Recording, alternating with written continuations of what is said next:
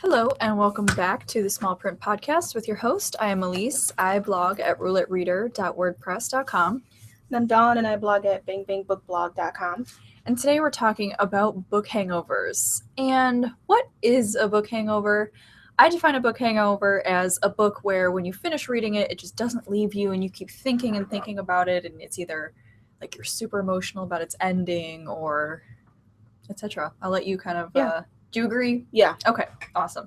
So we're going to be talking about the books that gave us a book hangover, and I'll let Dawn start. Well, before we begin, there might be some spoilers. Yes. So we will say spoiler. I tried not to pick books that were like super new. I don't think I have anything. Well, none of my books are new, but people just in haven't case. read them. Yeah. All right, so I guess I'll start. Yeah. All right. So my first one is An Ember in the Ashes by Sabaa Tahir.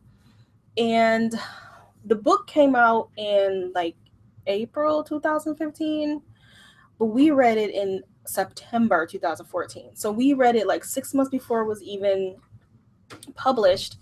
And after, it was just a whim. She was a debut author, didn't know anything about it, and it was amazing, but it was a lot of unanswered questions. So I was like, well, is there going to be a book 2? So we're all tweeting Sabaa, and she's like, no, sorry. No book 2. So that in itself was intense. Yeah. So then at Midwinter, which was in February, we're having dinner with her, with the publisher there. And she's like, well, book 2 depends on him. So we're all kind of looking at him like, hello, we need a book 2. Yeah. So fortunately, it did well in its debut. And now we have a book 2. Yes. So my first book hangover has to be Wolf by Wolf by Ryan Groudon. This book was so intense, and I've read the sequel to this book, which made everything even more intense. I'm not going to talk about the sequel, though, because that book is not published yet, but Wolf by Wolf just had a lot of character interactions that left me feeling absolutely shattered. And even more so again in the second book, but won't go into it. But also Wolf by Wolf's premise itself was very emotional. If you have not read the book or heard of the book, it's basically the premise of what happened if Hitler had not died in World War II. What would the world look like right now? And I was like, whoa, that's a heavy topic to tackle. So I read it, and it stayed with me for a while after I finished it. I don't read a lot of historical fiction, and especially not World War II fiction. And she really describes the horror of the Holocaust. So that right there left an impression. It was tough to read, especially in book 2. Yeah, it was. Book 1 was tough as well, but book 2 was... She took it up a notch. Yeah. She took it up a notch, that's for sure. Okay, so my next one is More Happy Than Not by Adam Silvera. And I just picked up the book. I don't usually read realistic fiction, but as a librarian, I feel like I should probably read more so I can recommend it. And so I picked this one up. And as I'm reading it, I went into this book thinking it was science fiction, and it is, but I'm thinking it's like mostly science fiction. And I'm reading it and I'm like, what is this book about? What is happening? Why? I don't care about these dumbass street games that these kids are playing. Like, my Goodreads as I'm updating is hilarious. And then at one point, it all hits you, and you're like, oh my God, okay. And it was amazing. Yeah. I also don't like, I don't want to say so. So this is the spoilers part if you haven't read it or not. Just beware.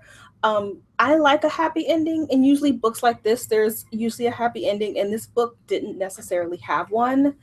And I left the book with like, why did he end this book this way? This is terrible. Yeah. So it took me a couple days to reflect as to why he left the book that way. And I end up liking the ending, but that ending really left me with like, whoa, that's not what I was expecting. When authors genre blend in general, it's kind of, you're like, what is happening here? But no, that's an example of genre blending gone really well. Yeah, it was, Yeah, absolutely. So my second book, I'm going to sum this up into one book, but it's really all the books in the series. That would be The Raven Boys by Maggie Stiefvater. Books 1 through 3, I absolutely just could not get enough of. I try to push it into everyone's hands who I think will like the book, and even if I don't think they like the book. But book 1 was intense. Book 2 was even more intense. book 3 had a different direction, and then book 4 was such a hangover because I was so personally disappointed with how the series ended. So for me, the hangover was kind of a good and a bad thing. It was just everything that I love in the series. There's a little historical fiction, there's paranormal, fantasy, a little romance, but like perfectly done. And you want so much for these characters because she makes them so real and so lovable. Not even lovable, but what's the word I'm looking for? You adore each one of her characters in their own way. And then book 4, the final book in the series that just came out this year, was kind of a letdown for me. So I had an actual, like, I was so angry. Yeah. So I had an anger hangover with the Raven cycle. Not fiction. Me, but I thought it was because we talked about this in the podcast, and I agree with a lot of the points that you made, but I just, something in me was just like, I think I liked the first 3 books so much that I was just like, okay, I can forgive a lot of this. I feel like that now, like now that the hangover has passed, and I can think a little bit more rationally about the series. I love books 1 through 3, so it made the last one like worth the whole process. So I do feel like that now, but at the time I was so upset. Yeah. I was not expecting that at all because, well, yeah. You can go listen to our podcast if you want to know more about why I didn't like it. All right, so my next book, Hangover, is similar to More Happy Than Not, with the genre blending, and it's We Are the Ants by Sean David Hutchinson. And this one is quite similar. It is science fiction blended with realistic fiction, and the main character is LGBTQ. And with this book, though, it was about aliens. And originally I gave the book a 3.5 because the ending was ambiguous. You're not quite sure. This might be a little spoilerish. You're not quite sure, was he really abducted by aliens? Is he having a mental breakdown? Is it just a metaphor? And, Hutchinson intentionally left it that way, and that's great. But for me, who likes an ending, I was just like not having it. But after some reflection of several months, I was like, okay, so I would up it to now. Well, I won't say that, but it left me with the hangover for several months just because that ending was just not complete for me. But I need to just let it go, and that's the way he wanted to end it, and I'm good with the ending. Endings are tough. I try to be open-minded because I've never written a book. I've never written a book series. And so, yeah, it's tough. You have so much expectations. How do you balance the expectations of all of your readers? My next book is The Winter's Curse. I remember when I read this book, I was literally pacing in my living room because the ending was so intense and so emotionally driven and charged. And then when I finished the book, I let out this huge sigh because apparently I'd been like holding my breath, and it was just this whole thing. I had a literal physical reaction to this book. So if you have not read The Winter's Curse and you like really intense character-driven plots with a side of like really cool fantasy, definitely read this book. But that book left me with an intense hangover. Book 2 did. Definitely. Book 2 as well, yes. Yeah. But I had more of a reaction to the first book personally. So, and that's by Marie Rudkowski. Yeah. I had a bigger reaction to the second book just because of the way it left everything on a really big cliffhanger. Well, the first one was a really big cliffhanger too, but this one was really big. Yeah, that one was more of a cliffhanger, I guess. Oh, we got to wait another year. Mm-hmm. And once again, we tend to get the arcs and we read them 3 to 4 to 5 months earlier than the actual publication date. And so that makes us wait even longer. Yeah. So my next one is Bone Gap by Laura Ruby. And I love this book, but I didn't understand it for a very long time. And I was determined to figure out what this book was about. And one of the chapters is called Charlie. It's about Charlie. I can't remember the exact title of it, but that chapter was the most perplexing, and I read the entire chapter at least 20 times to figure out what the heck is so special about this guy. I kind of had it figured out, but not quite. So I actually tweeted Laura and was like, look, you need to tell me what is going on in this book. Oh, and she tweeted back and emailed me back because I needed to know. Mm-hmm. I've only done that one other time where we tweeted the author and was like, look. Yeah. And that was Mary Pearson. We actually Skyped her. We made her Skype with us for 20 minutes Yes. for free because we had so many questions about the Kiss of Deception. We're like, we need some answers now. Mhm. So, That was fun. yeah. I'm done. Okay. Sorry, my next book is Salt to the Sea by Ruta Sepetys. Oh my god. I love historical fiction, and I love it even more when I can tell that the author has researched the hell out of her subjects. And Sepetys, is she the historian by trade, or is that a different author I'm thinking of? I think that's Eleanor Herman. Either way, Ruta writes prominently historical fiction, and this book was about an aspect of World War I, II? Oh shoot, I can't remember. It's two, yeah.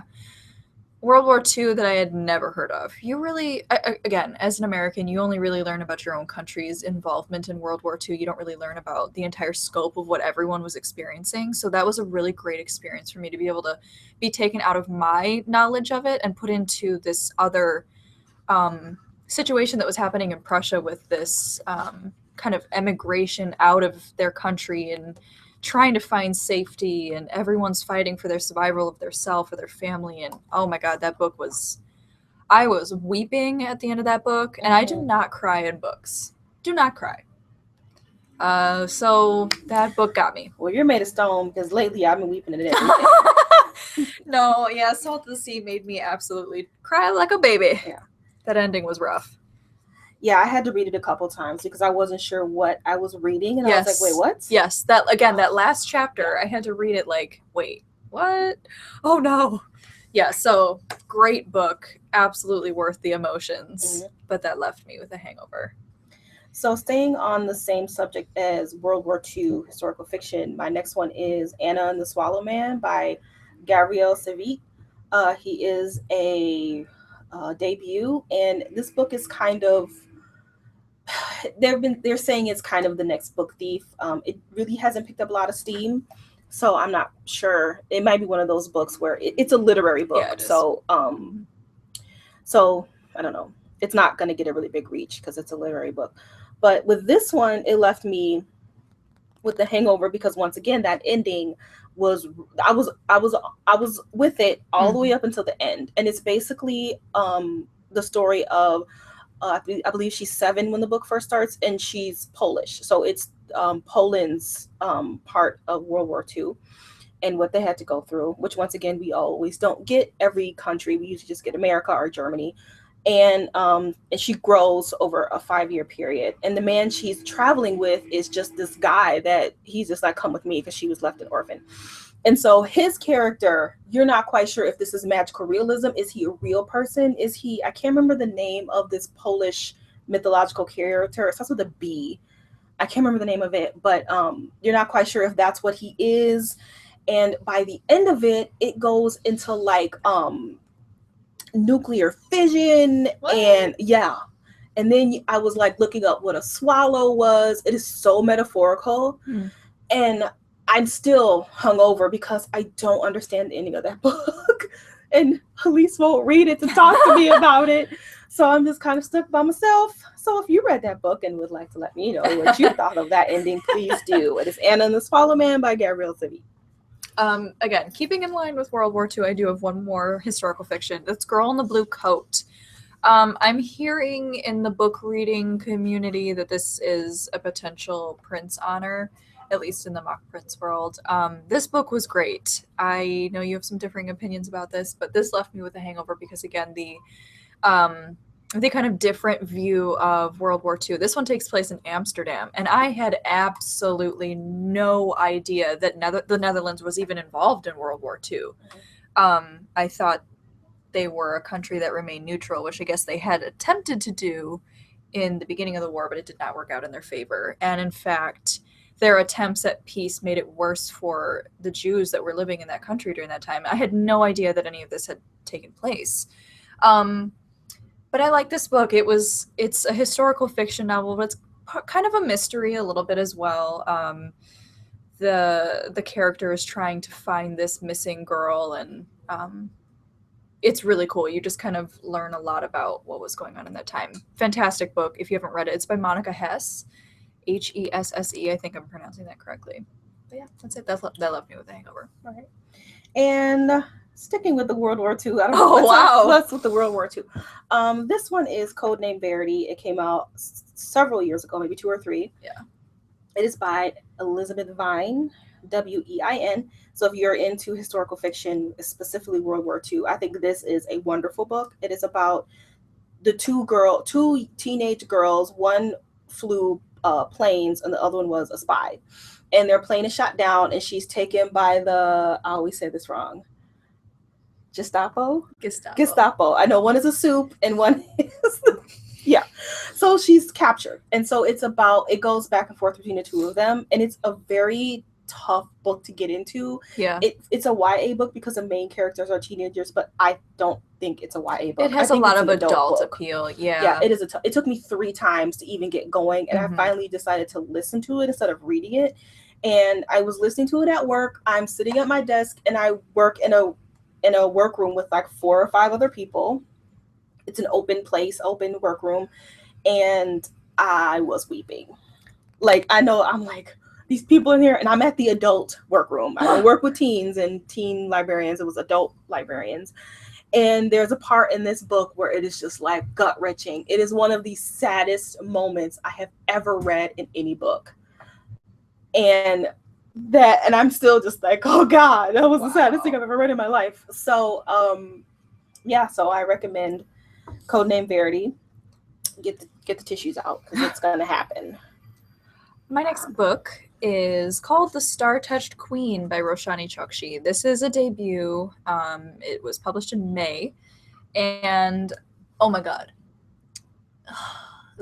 so far this is my favorite book of 2016. If you are into really vivid language, intense, imaginative world building, and like earth-shattering relationships, then check this book out. So there was so much happening in this book, I don't even know how to sum it up. But basically, this girl is cursed with this horoscope that dooms her to a life of her horoscope says that if she gets married, it's going to be a marriage of death. What does that mean? That's incredibly vague. So her whole family has shunned her. They basically think she's a waste of time. It takes place in like an alternate India. But it is a fantasy novel, but there's a lot of kind of Indian imagery and mythology, and I loved that. And so she ends up attempting to take control of her destiny. She's like, I'm not going to let this horoscope dictate the rest of my future because it's brought me nothing but pain and misery. But in doing so, she ends up making the horoscope come true. And that's not a spoiler. But she ends up going on this intense journey, and it is crazy. And oh my God, that book blew my mind in every possible way. So please check it out. It is so good. And that left me with the biggest hangover of all this year so far. And I have yet to read something this year that measures up to that in amazingness. I'm just like word vomiting right now. I love that book so much. All right. I don't have any more after that. Oh, okay. So let us know what your book hangovers are. Our next podcast will be September 8th at 1:30 Central Standard Time. So if you'd like to join us, please do. And thank you for joining us this month or this week, next month. And we'll catch you on the flip side. Bye.